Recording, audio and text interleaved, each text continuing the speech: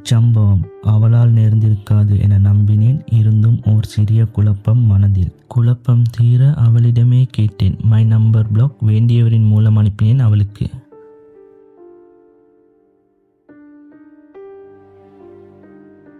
My sis number. இப்படி ஒரு வேலையை உங்ககிட்ட இருந்து துளியும் எதிர்பார்க்கல. உங்க மேல இருந்த மதிப்பு டோட்டலி ப்ரோக். தப்பா ஒன்றுமே சொல்லில்ல. உங்களை மதிச்சேன், விரும்பினேன். உங்கள் ரிப்ளை பார்த்து உண்மையா பொய்யான்னு ஒன்றுமே யோசிக்காமல் எல்லாம் விட்டுட்டேன். கடைசி மெசேஜோட வீடியோ கூட ஃபோட்டோ சேஞ்ச் பண்ணி தான் அப்லோட் பண்ணேன். அன்னைக்கு பிறகு மறுக கமெண்ட் பண்ண கூட இல்லை. அந்த அளவுக்கு உங்களோட மேலே ரெஸ்பெக்ட் இருந்துச்சு. நான் ஒன்றுமே தப்பாக சொல்லில்ல. உங்களை விரும்பினதை தவிர ஜஸ்ட் மனசில் பட்டதை கமெண்ட் பண்ணேன். இந்த வார்னிங் வந்தோடனே தான் யோசிச்சேன். நான் யாருக்கும் ஹேட் ஸ்பீச் பண்ணில்ல. உங்களுக்கு கமெண்ட் பண்ணது ஞாபகம் வந்துச்சு. போய் பார்க்குறேன், பிளாக் பண்ணிக்கிறீங்க. ஆனால் தப்பாக ஒன்றும் சொல்லலை. உங்களண்டும் சொல்லலை, அவளண்டு தான் மீன் பண்ணேன். அதுக்கு நீங்கள் பிளாக் பண்ணியிருந்தா பரவாயில்ல. ரிப்போர்ட் பண்ணிக்கிறீங்க.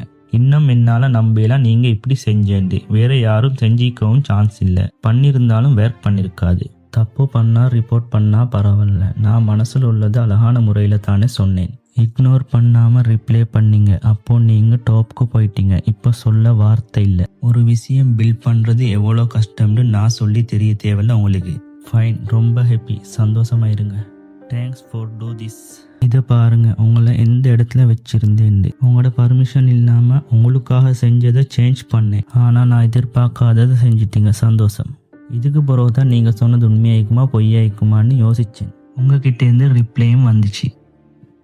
லவ் இருக்குன்னு சொன்னதும் எல்லாத்தையும் விட்டுட்டேன். ஆனால் நீங்கள் சொன்னது பொய்யா இருந்தா